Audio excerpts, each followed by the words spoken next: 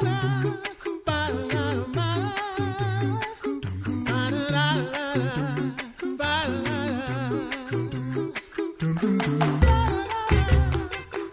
listening to The Coffee Hour. I'm Andy Bates. I'm Sarah Golseth. We are continuing our adoption series here on The Coffee Hour, and this has just been a fun series to do. Also, maybe a little bit of an emotional series. This is why we record these from home, so that no one can see me while we're telling these stories. They're beautiful stories, and so maybe as you've been listening to these the stories of these families, whether they've gone through an adoption or they're in the process of seeking a child in adoption, you wanted to know more about that process. And so we've been talking with Lutheran families who've worked with Lutheran Family Service, and we thought today would be a good day to actually give you the opportunity to learn more about Lutheran Family Service from their team. We want to say thanks to Concordia University, Wisconsin for supporting the Coffee Hour. Find out more about Concordia University, Wisconsin at cuw.edu. Live uncommon. Joining us today is Kimberly Laube. She's the director of Life Ministries for Lutheran Family Service. Kim, thanks so much for joining us today. Oh, absolutely. It's my pleasure. Thanks so much for having us. So, Kim, what is the work of Lutheran Family Service today? Well, Andy and Sarah, we do work in the area of adoption and pregnancy counseling. And then we also do work in mental health counseling. And then we do work as life advocacy. So we call that being a voice in the public square. So I'm actually a lobbyist. And when we are in session here in Iowa, we work on lobbying on life issues. And then we also work directly with our congregations in our service area, providing them educational information about important life issues, and also offering opportunities for the pastors there to be served by our mental health professionals, either assisting them and their families or assisting them with the families that they serve in their congregations, with opportunities for counsel and direction and guidance on counseling. That is a long list of such wonderful work that one organization is doing. So many great things that are happening. Who are the people that you serve with all of these services? Right.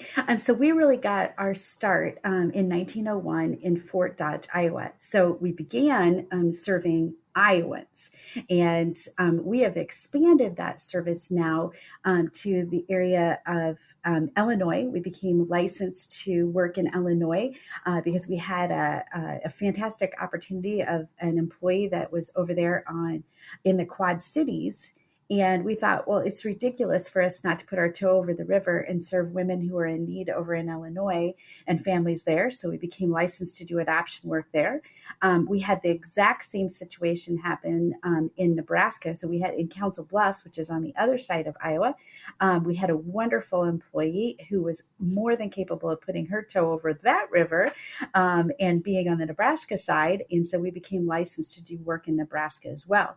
And we are also serving in the area of South Dakota, a little bit more limited. We're not doing adoption work up there just yet, but we're certainly working with the congregations that are in the South Dakota district and serving those congregations right now and able to provide some mental health services in those areas as well through our telehealth, which, if there's one good thing that happened with COVID, our expansion of telehealth has been really just a shining star in that area. It was so we're so glad to be able to do and to help in that regard.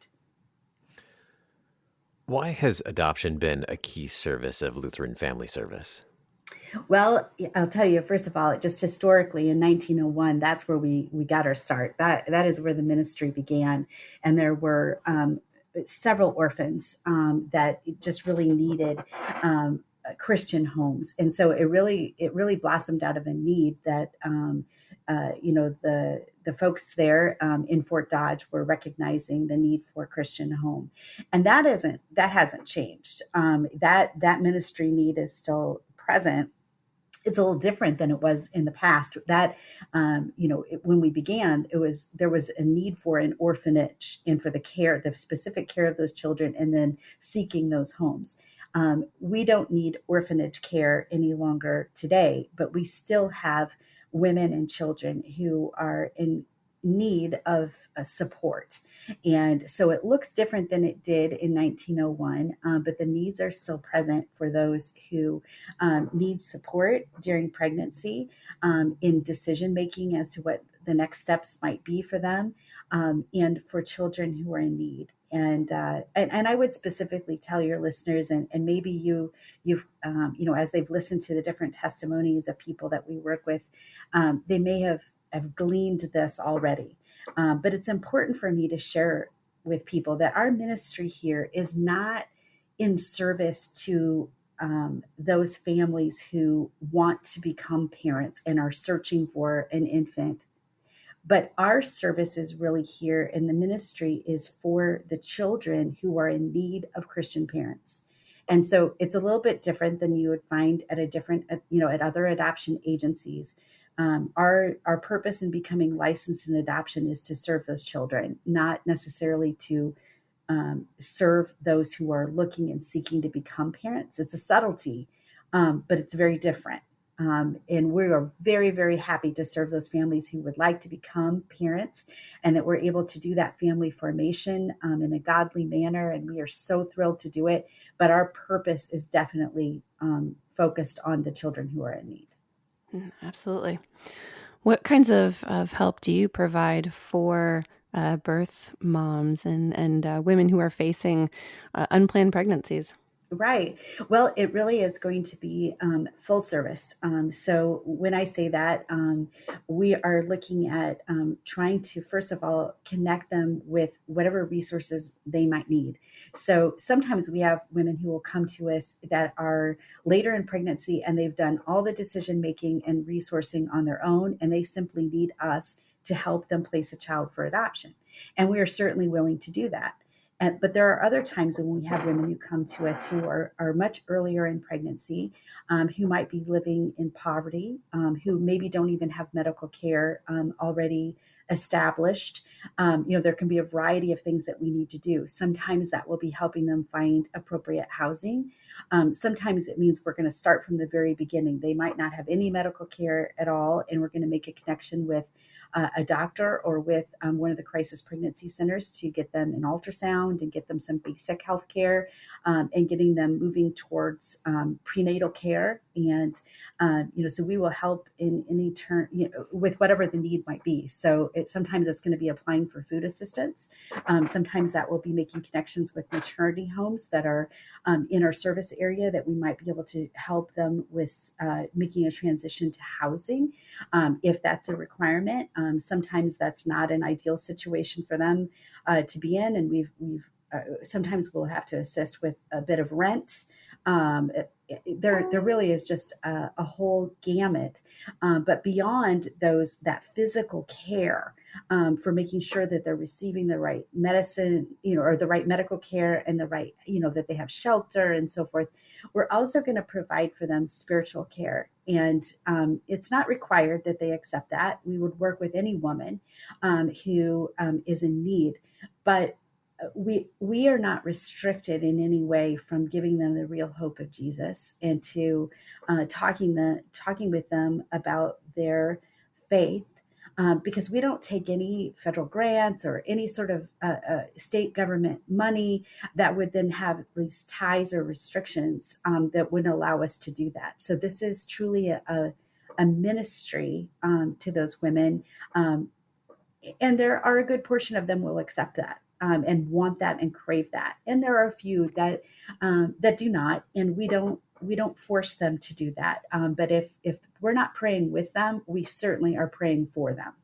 And so, yeah, that as far as services are concerned, that would certainly be our pregnancy counseling services. And if they are interested in adoption, and that is an option that they need, we will take care of all of their needs concerning adoption and the legal process.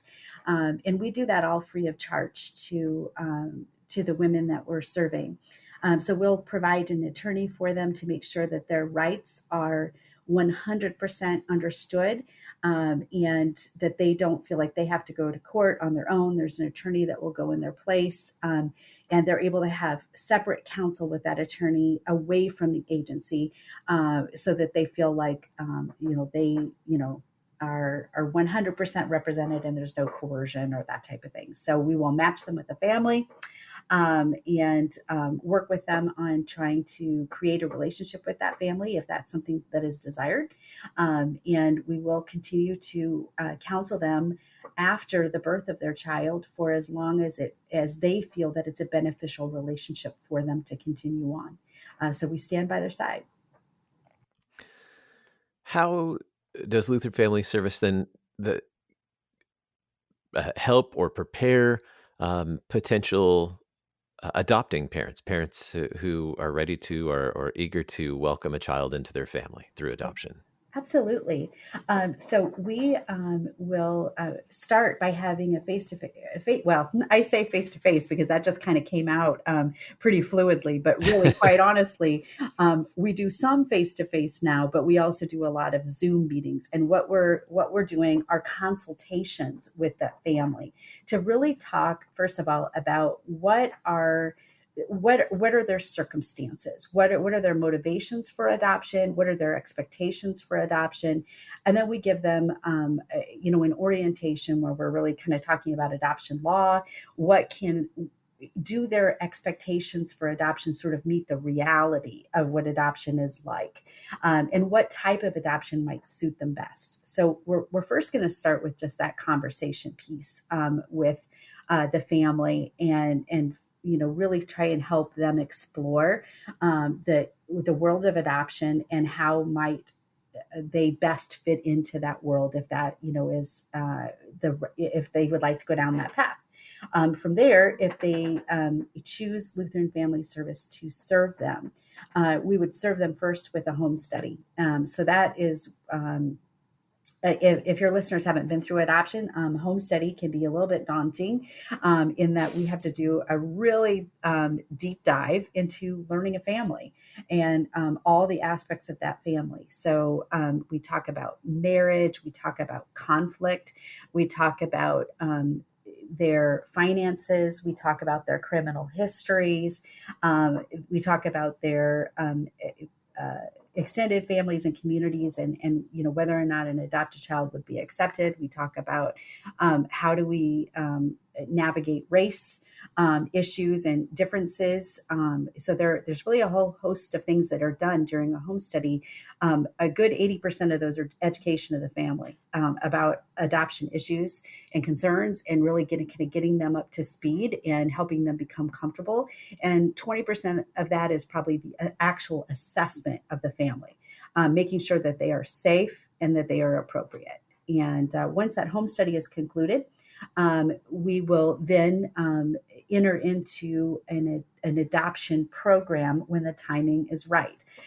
So for some, they are in a little bit of a waiting period before we can take them and accept them into the program, because we don't want to necessarily have a huge amount of families that we're serving at one particular time, just based on the statistics of how many adoptions we think we might be able to do within a year. And so families are welcome to use us and other agencies for their placement throughout. But sometimes it can be difficult for families to use more than one agency simply because of the cost that's associated with that. We have more to learn about adoption with Lutheran Family Service. We're talking with Kim Laube. She's Director of Life Ministries at Lutheran Family Service. We have more to share with you here on the Coffee Hour. I'm Andy Bates. I'm Sarah Gulseth.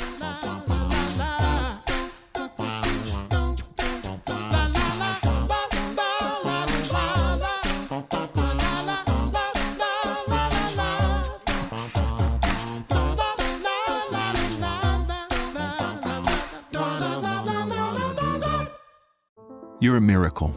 You know that, right? A living, breathing, one-of-a-kind miracle. You were created to stand apart, to share your gifts in the service of others, to make an uncommon impact in a common world, And at Concordia University, it's our mission to help you do that. To live uncommon. To learn more about Concordia, go to cuw.edu.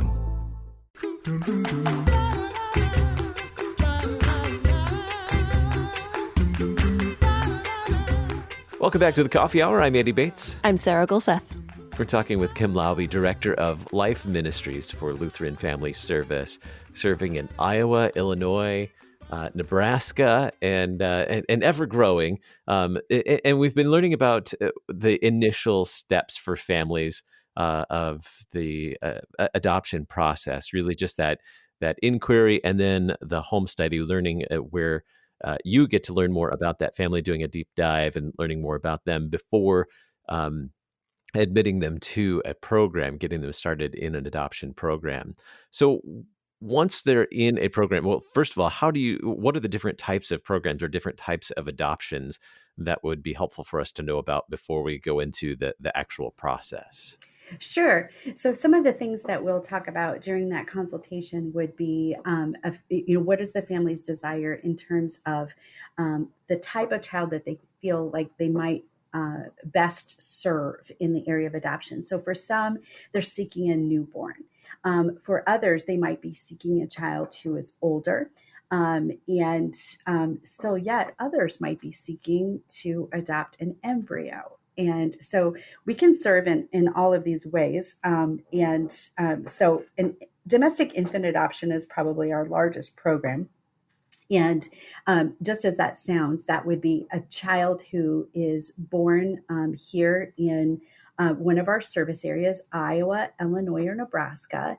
And they would go to a family who is also residing in Iowa, Illinois, or Nebraska. And we would do that at the point of birth. So there's a likelihood that they would be involved with the mother prior to the birth of the child in creating some sort of a relationship. That doesn't mean that they have to do everything face to face and that they haven't, there's just this big spectrum of openness. So I don't want to allude to that it must be one way or the other, but there certainly might be some relationship building that goes on prior to the birth of the child. And then we would serve from there. Other families who come to us might have an interest in an older child. And so there could be two possibilities of things that we would suggest there. One would be that we, would help make a connection for them with the foster care for the state that they're residing in, and get them sort of on board for the idea of the possibility of foster care to adoption. There's a great need for this in all of the service areas that we are working in. Now, we don't hold those contracts for foster care, and there's a very specific reason for that. So I can't walk them through that entire process, but I can help present the idea for them in terms of what that might look like and how that might work for their family and what kinds of things that they might expect to see in foster care. We don't hold those contracts in order to place those children in foster care and adoption, simply because the family formation that it would require to do that would require us to do that in a not a godly manner. So we, all those families are not necessarily what would meet our qualifications. And so we would guide them towards the right places in order to get those things accomplished. We also can guide them in the area of international adoption. We would do that in partnership with another organization that would help with the match of a child. We have several Christian agencies that we can sort of partner with in order to do that. But that would be also a possibility of an older child. And then we also work in the area of embryo adoption. We also like to call that embryo rescue. And just a high-level overview of embryo adoption is that during the process of in vitro fertilization, there are oftentimes embryos that are cryopreserved, and they are never going to be given the possibility for their life to come to full potential because the family who conceived them no longer desires to parent any more children, or perhaps there are other reasons that they are going to be sort of abandoned, if you will. And so there's this need to bring in families who would consider adopting a sibling set of embryos and to transfer them into the womb of the adopting mother and to give them the opportunity for birth and life outside of the petri dish. So we talk about all of those things and help guide them towards what might be the best possibility for them and provide lots of education. There's so much to learn, so many things to think about, and I'm sure that can be a little overwhelming for families who are taking these steps toward welcoming children into their families. What are some of the things that happen once a family is into one of these adoption programs?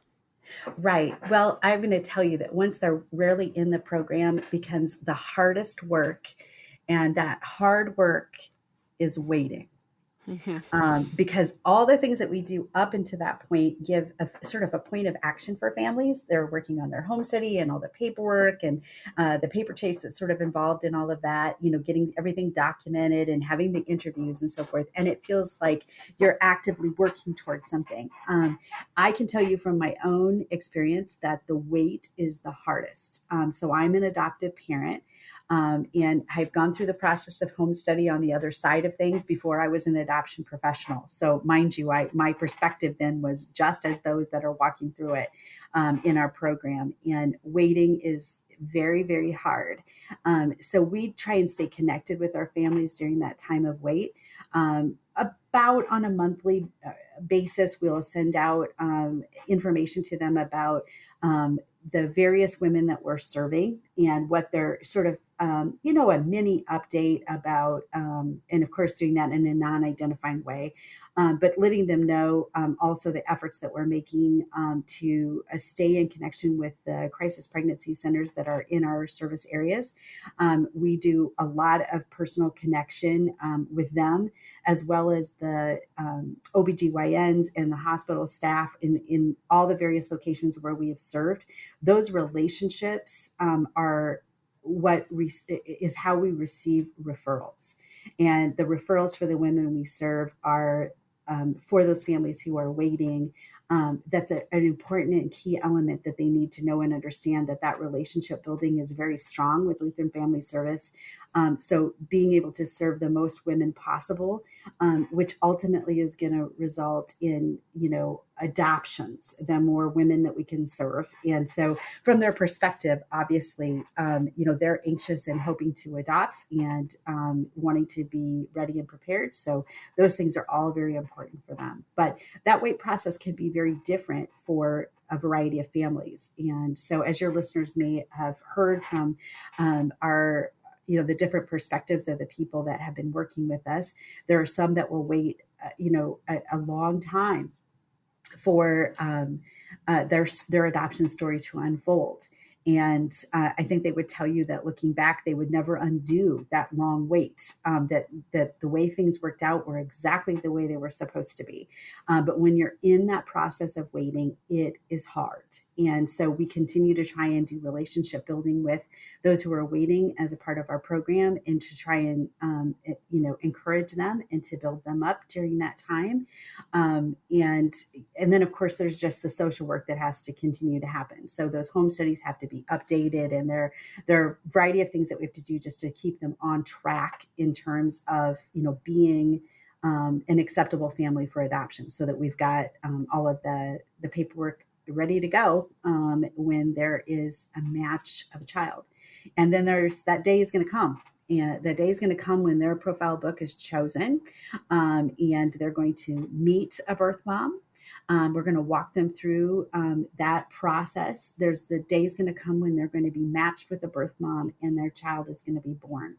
And we're going to be alongside them that entire way. And then from there, once they're placed with a child, we continue to work with them in supervision of that child in terms of what's required by the state that we have eyes on. And we do that for 180 days to make sure that things are going well with that adoption placement and that child is thriving. We write the official reports. We work with the court and with the attorney to get that adoption finalized. And then from there, as they need us, we will be here for them. So whether that be, a child who's just having some maybe identity issues a little as they age, in terms of wanting to know more about their adoptive family, or rather their birth family, if we can try and make a reconnection, or whatever their circumstances might be, we'll be here to guide them and help them. Last week, the DeYoung family shared with us about their unique adoption, that they're hoping to adopt a child with Down syndrome, and that this turned into a whole program. Can you tell us, just give us a quick overview of this new program? Absolutely. So I will start by saying that, one of the things that we do, and that I happen to be responsible for here at Lutheran Family Service, is life advocacy. We do that work on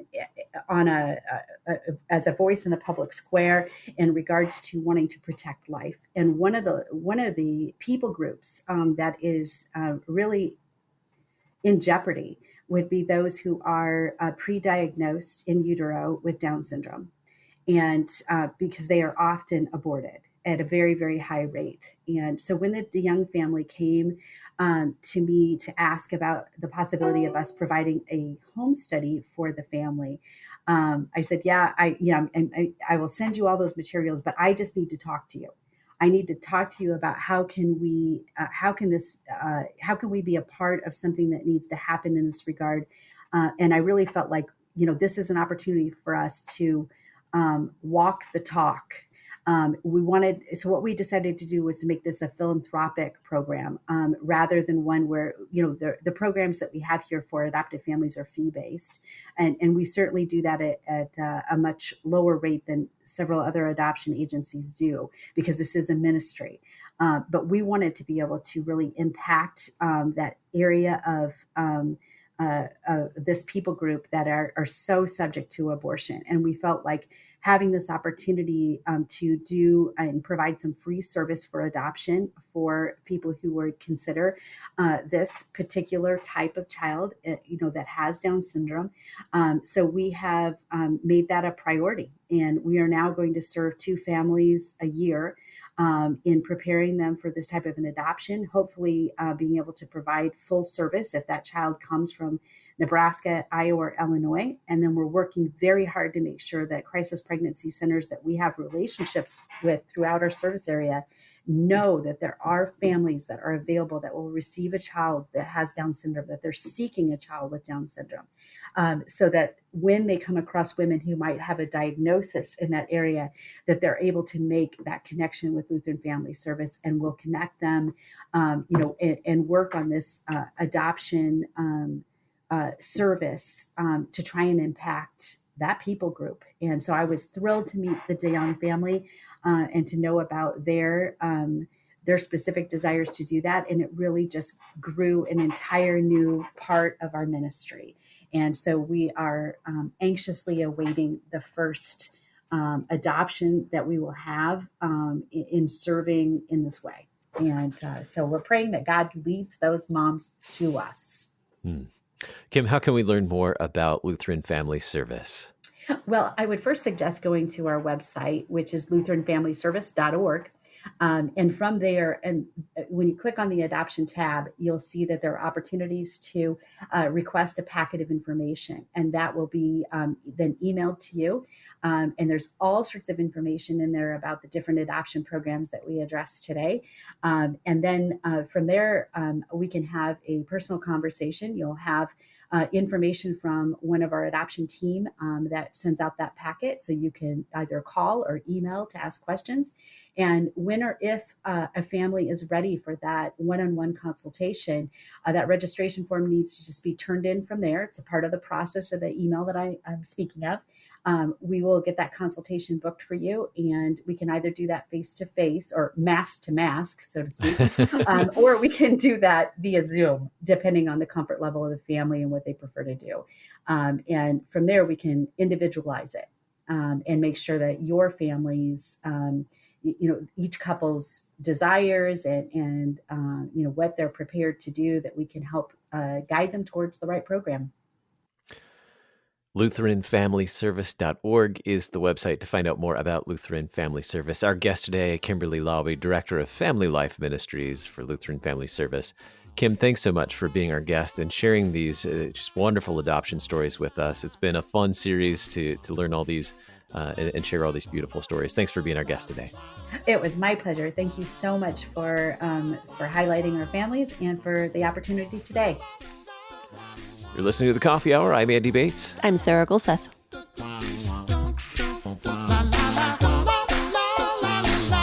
The Coffee Hour with Andy and Sarah is a production of KFUO. To support the Coffee Hour and KFUO Radio, visit KFUO.org. You can also text KFUO to 41444 or send an email to gifts@KFUO.org. And you can call us at 800-844-0524. KFUO. Christ for you, anytime, anywhere.